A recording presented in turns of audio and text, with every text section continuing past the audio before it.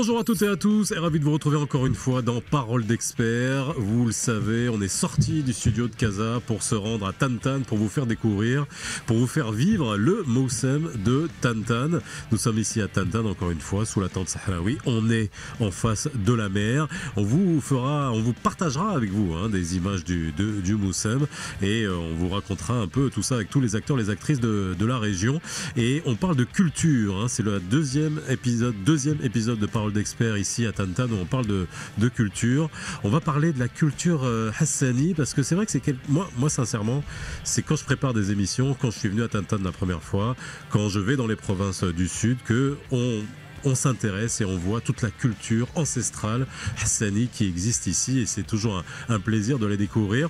Et on va justement aujourd'hui essayer d'en parler un peu plus en détail. Parole d'experts spéciale Moussem de Tantan, c'est tout de suite.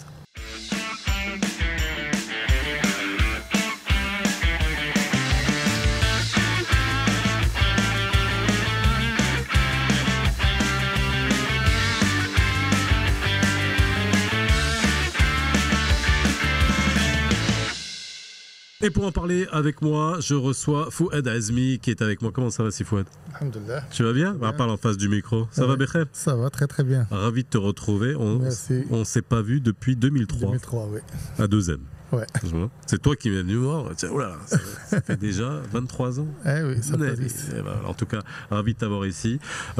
Parce que tu es réalisateur et tu as réalisé un documentaire qui s'intitule Tzbra et tu vas nous expliquer ce que c'est par cet art poétique de la région hassani et qui est extrêmement intéressant à découvrir, extrêmement beau. Mr. Heidi est avec moi. Ça va? Alhamdoulilah. Bekher? Alhamdoulilah. Marhaba bik. Barakallah fik la lakhtek. Content de t'avoir ici avec nous. Alors, Deep House, Afro House, DJ, كتعرفوا مزيان, Mr. Heidi, mais t'es pas là pour parler musique, Yak? Non. Non. Parce que tu passes derrière la caméra. Oui, c'est ça? Ouais. Alors, c'est quoi? Toi aussi, tu te mets à faire des documentaires? Ah non, pas du tout. Non? Là, je travaille sur mon 4e album. Ouais. Et je me suis dit, je vais faire juste un album.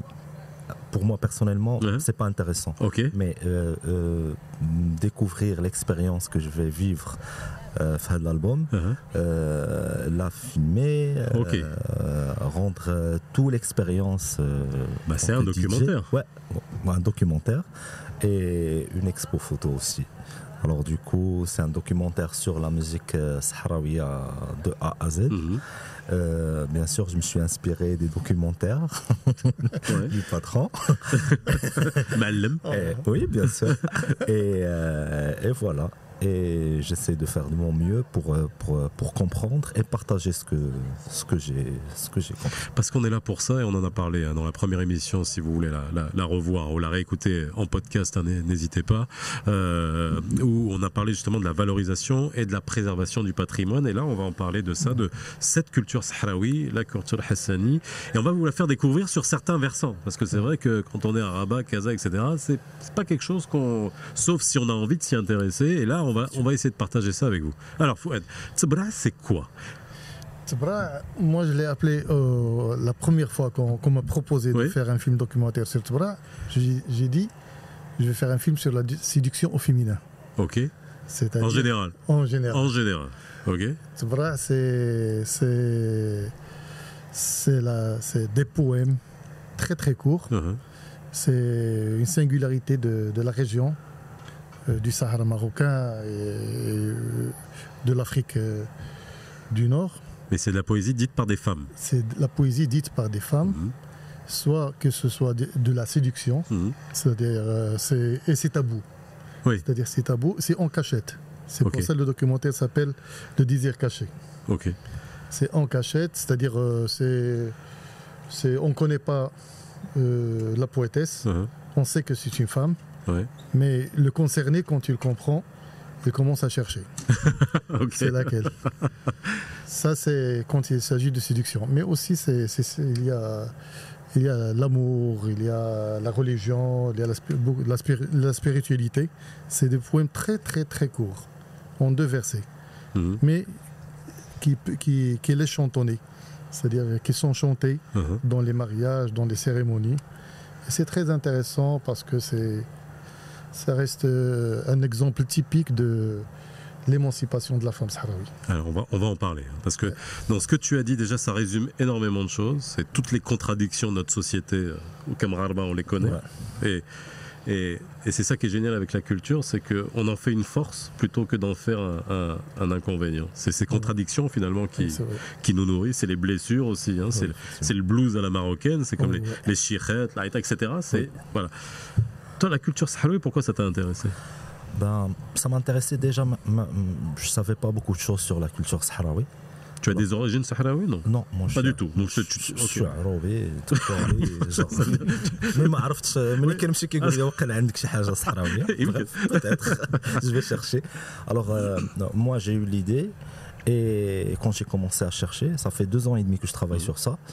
Et quand j'ai commencé à chercher, voyager et tout, le Qatar c'est que je connais pas la musique hassani, la musique sahraoui. عارفة غير premier degré. Ça veut dire tout ce qui est instrument, tout ce qui est poésie, tbra, les noms exactement, les poésies, شحال من type de poésie كاينين. Alors tout ça je savais pas. Alors du coup, quand j'ai commencé, c'était un peu... Alors comment justement, parce que là on parle d'accès à la culture, d'accès au patrimoine, d'accès à ce qui nous construit. Comment tu as fait? Alors, tu es tombé sur le documentaire de Fouad, mais avant, où est-ce que tu es allé chercher l'information? C'est ça qui m'intéresse. Quand on va aller chercher, à part Hash Google et maintenant ChatGPT, mais de manière plus enfouie, comment Il faut voyager, il faut aller dans des endroits, il faut rencontrer des gens. Moi j'ai fait presque de Casa, Merzouga, قلعة مكونة, Zagora, Goulmim, L'Ayoun, Dakhla. À chaque fois quand je m'arrête déjà pour le repérage, c'était ça, avec des gens qui travaillent dans la culture, ou bien avec les contacts qu'on a, les organisateurs des festivals tels que Brahim Msned, ou la Moulay de Casablanca. Alors du coup, les gens adorent, ils t'aident, qui voilà, tu peux partir chez les groupes ou les aides. Et en plus de ça, moi personnellement quand je connais groupe واحد ولا وقيلا المين هما الناس عايشه ça. Alors pour moi c'était un rêve juste de les voir parce que la voix me rend fou, je comprends pas qui fait chaud là. Alors du coup d'abord j'ai eu l'honneur de les voir, partager avec eux, avoir des interviews avec eux. Alors du coup c'était waouh. Quand tu as fait le documentaire, alors déjà ça t'a pris combien de temps pour le faire? Et alors on a bien vu l'angle que tu as pris. Est-ce que tu as découvert quelque chose de particulier auquel tu ne t'attendais pas, de la culture d'Yelna qui est mghribiya walakin sahraouia avec ses spécificités? Alors tu l'as dit, bien sûr la femme, son émancipation, mais qu'est-ce que tu as découvert d'autre? Ce que je m'attendais pas, c'est à ce que je m'attendais. Ok. C'est-à-dire moi originaire de la région de Zayan, Khnefra et tout ça. Ouais, ça se voit à tes yeux, oui. Ouais. Et pour moi, par exemple, pour nous, chez nous en famille ou là, dans les tribus, historiquement, j'aime beaucoup l'histoire. C'est-à-dire, j'aime l'histoire et quand on aime l'histoire, automatiquement, on aime la culture. Parce qu'on ne peut pas... Si on aime son histoire, c'est-à-dire il y a de la culture dans l'histoire. Bien sûr. Et dans les régions du Moyen Atlas, la femme est très émancipée. Parce que la femme, c'est l'éducatrice, c'est la poétesse. C'est la source de revenus. C'est la source de revenus. Et l'homme, ce n'est que le berger et le guerrier. Oui. Il doit protéger son foyer. C'est le berger, voilà, il protège. C'est le border collie, quoi. Oui, c'est ça. C'est-à-dire, même dans l'histoire du Moyen Atlas, il y a des femmes héroïnes, des femmes qui ont tracé l'histoire, comme Ito, il y a beaucoup de femmes qui ont fait. Alors, quand je me suis confronté dans un précédent tournage, on me parlait de Tbra. Alors, ça m'intriguait. On m'a dit, voilà, les femmes, elles racontaient des trucs à propos des hommes. Et elles racontaient leurs émotions et tout ça. J'ai dit, oui, ça se passe chez nous. Mais pas de la même façon. Ouais. Et comme ça, j'ai commencé à chercher. Quand une productrice qui s'appelle Melika Malaini, d'ailleurs que je salue, quand elle m'a contacté, elle m'a dit, voilà, on voulait faire un documentaire sur Tbra. Est-ce que tu connais c'est quoi Tbra? J'ai dit, voilà, Tbra, c'est... Oui, je connais. Elle a été surprise du fait que je connais c'est quoi Tbra. C'est-à-dire pour elle, c'est très compliqué. Comment on fait découvrir ça ailleurs, vers le nord. Alors si tu fais un documentaire, ça c'est la première des choses, c'est déjà énorme, parce que ça permet de diffuser, mais on ne voit jamais suffisamment de partage de cette culture du Sud chez nous. Casa, Rabat, même au niveau d'Agadir, on va pas la fouiller suffisamment. Est-ce que toi justement en faisant un album, en allant découvrir toutes ces sonorités, et j'imagine que tu vas mélanger tout ça avec c'est déjà fait. Ouais, oui, non mais là encore plus quoi. Oui. Alors si je fais pas l'initiative de faire un album 100% sahraoui, je pense que je vais pas dire personne va le faire, mais je dois prendre l'initiative parce que moi je travaille sur la culture marocaine et j'essaie de la rendre accessible à la nouvelle génération. Elle a oublié presque, malheureusement, c'est pas tout, je généralise pas, mais ils ont oublié la musique traditionnelle d'Yana, d'autres styles, ils sont pas Diana, plus ou moins. Mais moi je me suis dit que mixer et avoir de la couleur électronique sur la musique traditionnelle marocaine, elle va la rendre plus accessible les jeunes. Ça c'est juste l'idée que j'ai. Et fait de l'album, j'ai eu l'idée et j'essaie de respecter déjà la structure de A à Z de chaque style, genre Rukba, Ahidous, Aqlal, Hassani, Ganga. J'ai respecté la structure de A à Z et dans le documentaire vous allez voir j'enregistre le milieu dialhom et je reviens pour valider rythmiquement. Parce que bon, alors là on va parler un peu musique. Bon, il y a du rythme dans les documentaires, mais au niveau musique, moi ça m'intéresse aussi parce que quand on est sur le Gnawa, on sait qu'il y en a beaucoup de 6/8. Alors ça c'est pour les musiciens qui connaissent un peu le découpage des rythmes, mais c'est très caractéristique. Je me rappellerai toujours de musiciens américains qui étaient venus première fois avec les fusions Gnawa et ils disaient une chose, mais ils n'arrivaient pas à commencer. Ils disaient Where's the first beat, man? Where's the first beat? Ils savent pas où commencer. Est-ce que tu as découvert des rythmes qui sont très particuliers au niveau de la musique sahraouia?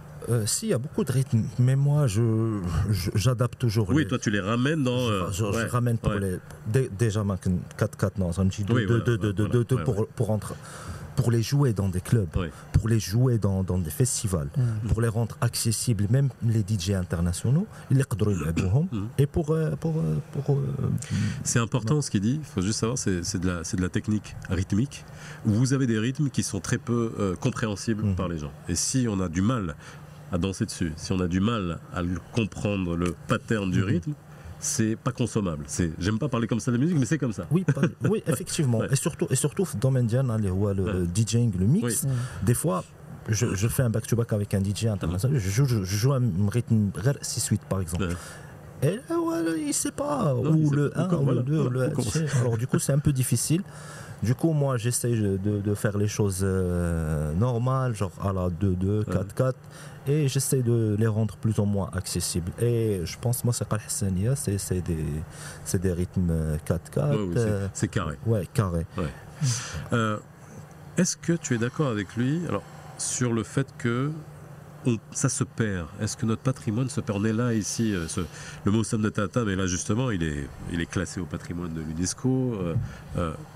C'est pour une bonne raison, c'est pour garder cette culture sahraouie. C'est le rôle de la documentation et du documentaire. Non mais est-ce que vous avez... Alors lui dit, il nous dit que voilà, il sent que ça part, c'est-à-dire qu'on ne se transmet pas les choses, on va vers d'autres styles. C'est pour ça, désolé, c'est pour ça, comme il a dit, il est en train de prendre tout ce qui est antique, tout ce qui est marocain, tout ce qui est ancien, et de l'adapter selon sa vision. C'est-à-dire une vision moderne à tout ce qui est ancien. Ça, c'est bien. Ça, c'est aussi dans le cinéma, il faut faire ça. Mais tout en gardant le grand problème qu'on a ici, on a au Maroc, et non seulement au Maroc, c'est on veut faire des documentaires, mais on part avec l'idée, le documentaire, c'est prendre une caméra, tu la mets dans un coin et tu laisses tourner. Mais un bon documentaire, ça coûte cher à faire parce que ça demande du temps et ça demande une écriture encore plus complexe qu'un film.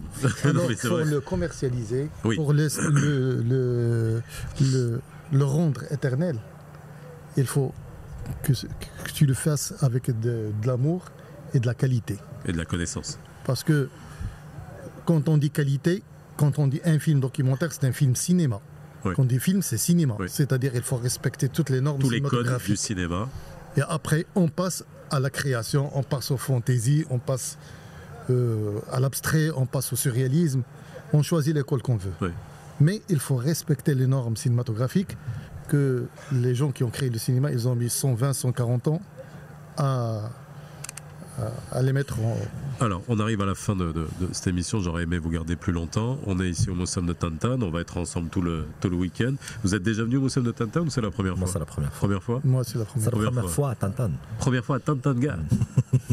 Non. Eh ben, vous allez découvrir le Moi, Moussem de au Moussem. Tantan quand vous allez être sur la Grand Place avec la trentaine de tribus, avec les courses de dromadaires. C'est quand même assez Ça, impressionnant. Et on plonge dans un Maroc qui est un Maroc. Le Parmi- Maroc. Non, mais non. Il y a plusieurs Maroc, Ouais. qui est notre Maroc, et celui-là, je peux vous dire qu'il est magnifique à découvrir. On va vous le faire découvrir dans Parole d'expert. Merci d'avoir été Merci. avec nous, Mr. Heidi, Fouad Azmi. Merci. Où est-ce qu'on peut voir ton documentaire? Sur Shahid. Sur Shade. Shahid. Ok.